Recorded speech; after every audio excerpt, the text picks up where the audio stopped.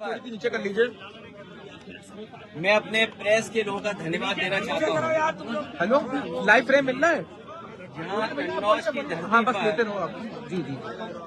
इतना पवित्र आयोजन हो रहा है, ये हमारी वैदिक परंपराओं से जोड़ने के लिए हमारे महाराज रामदास जी और उनके साथ बहुत ही प्रतिष्ठित और हमारे सम्मानित आदरणीय करुणाशंकर जी और इनके साथ बड़ी संख्या में जो साधु संत और हमारी वैदिक परंपराओं पर और जो हमारी पौराणिक परंपराओं हैं जिनका इस पवित्र धरती पर आयोजन कर रहे हैं, हमें उम्मीद है कि माई का इनके माध्यम से आशीर्वाद पूरे कन्नौज के लोगों को, पूरे प्रदेश के और देश के लोगों को आशीर्वाद के साथ साथ उनके जीवन का कल्याण भी होगा, उनको एक अच्छे रास्ते पे और धार्मिक रास्ते पे चलने का यहाँ से आशीर्वाद भी मिलेगा। मैं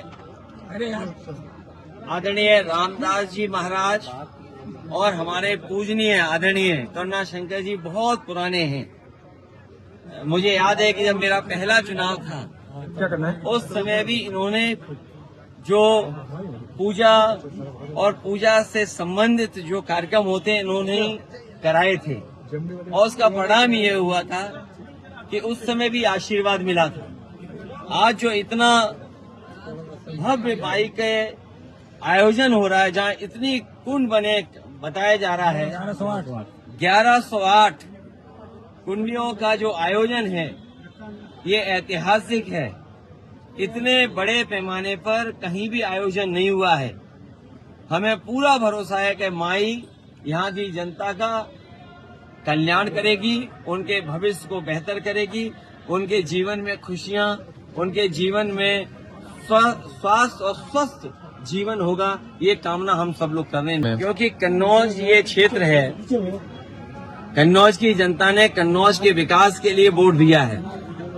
मैं कन्नौज की जनता को एक बार फिर भरोसा दिलाता हूँ, ये जो 8 साल काटे हैं, इसने विकास से कन्नौज को काट दिया। ये जो 8 साल की उपलब्धि गिना बता रहे हैं, इतनी लूट, इतना भ्रष्टाचार कभी नहीं हुआ कि जब 8 साल पूरे हुए तो उत्तर प्रदेश की पुलिस को ही अपने आईएएस को पकड़ने के लिए भेजना पड़ रहा है, उसके खिलाफ एफआईआर लगानी पड़ रही है। ये देश के पहला इतिहास होगा जहां सरकार अपनी उपलब्धि और विकास की खुशी मना रही हो, वहीं एक आईएएस अधिकारी अंडरग्राउंड हो गया हो। और पहली सरकार है जिसके विधायक खुल के कह रहे हैं हमें बदलाव चाहिए। और एक विधायक तो जो बिल्कुल दिल्ली के करीब हैं, वो कह रहे हैं कि अगर अधिकारियों ने माँ का दूध नहीं कुछ और बताया उन्होंने कि दूध पिया हो, क्योंकि हमारे जो आम जनभाषा में यही कुछ इस तरह की बात रहती है। अब मुझे नहीं समझ में आ रहा कि वो विधायक किस तरह की चेतावनी दे रहे थे। लेकिन सोचिए, एक विधायक ये आरोप लगा रहे हो कि भ्रष्टाचार है, बेईमानी है। दूसरा विधायक और आगे जा रहा है, वो कह रहा है कि हमारे बाबा जी को अब जरूरत नहीं उत्तर प्रदेश की, उन्हें यहाँ से तो उत्तर प्रदेश से भेज देना चाहिए। तो सोचिए, विधायक ही ये बात कह रहे हैं। और एक विधायक का मैंने अभी वीडियो सुना है बस्ती के, वो कह रहे थे कि इतना भ्रष्टाचार पुलिस का कभी नहीं देखा जितना उन्हें देखने को मिल रहा है। लूट मची हुई सरकार में, सोचिए, तहसील थाने की लूट, जिससे आम जनता को तकलीफ और परेशानी है। इसलिए जो 8 साल का नारा दे रहे हैं, इनके सामने इतने सवाल हैं जिसका वो जवाब नहीं देना चाहते, तभी प्रेस के लोगों से बात ही नहीं करते हैं। प्रेस के लोग सवाल पूछना चाहें तो प्रेस के किसी भी सवाल का सरकार जवाब नहीं देना चाहती है। ये जो विदाई की भाषा है ना, ये विदाई का समय है। जनता ने मन बना लिया है कि ऐसी सरकार जिसने विकास रोका हो, जिसने तरक्की रोकी हो, जिसने नौकरी रोजगार रोका हो, जिसने महंगाई बढ़ाई हो, जिसने अन्याय किया हो, जिसने किसानों की दुख तकलीफ न समझी हो। सोचिए, आप किसान इस आस में बैठा था क्या उसकी आय दोगुनी होगी, किसी की आय दोगुनी नहीं हुई। और सरकार कह रही है कि हमने पर व्यक्ति आय बढ़ा दी। उनके जो आसपास रहते हैं, जो कहते हैं ना कि जमीन जब खरीदने जाए कि ब्लैक में कि व्हाइट में, मुझे ये लगता है कि सरकार के आसपास जो लोग हैं उनकी आय तो कई गुना बढ़ गई, लेकिन आम जनता की आय नहीं बढ़ी। और हमारे पत्रकार साथी बेहतर समझेंगे, कोरोना के समय जो आपकी कटौती हुई, जो आपके वेतन की कटौती हुई, वो आज भी पूरी नहीं हो पाई है। तो सोचिए, आय दोगुनी जब हमारे पत्रकारों की नहीं हो रही है तो किसानों की नहीं हुई, तो सरकार में जो आसपास रहते हैं मुख्यमंत्री जी, उनकी तो आय दोगुनी हो गई होगी। क्योंकि कभी 50 करोड़ रुपया पकड़ा जा रहा है, कभी आईएएस पे ये आरोप लग रहा है कि तुमने वसूली ज्यादा कर ली।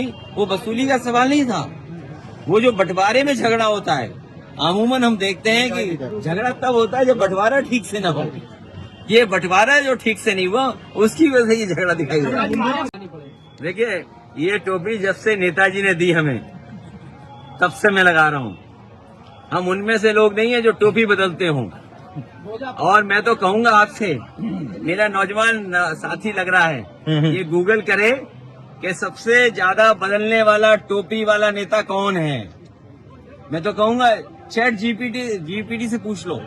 और एक नया और आया एआई, एक नया एआई और आया है।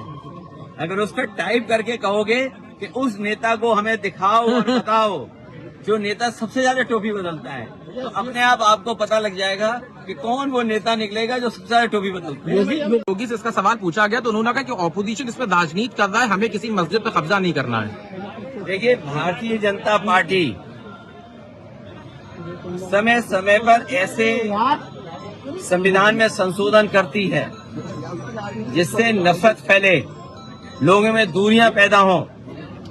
ये भारतीय जनता पार्टी वाले बताएं कि उन्होंने एंग्लो इंडियन का जो आरक्षण था लोकसभा में, आरक्षण था विधानसभा में, वो क्यों छीन लिया।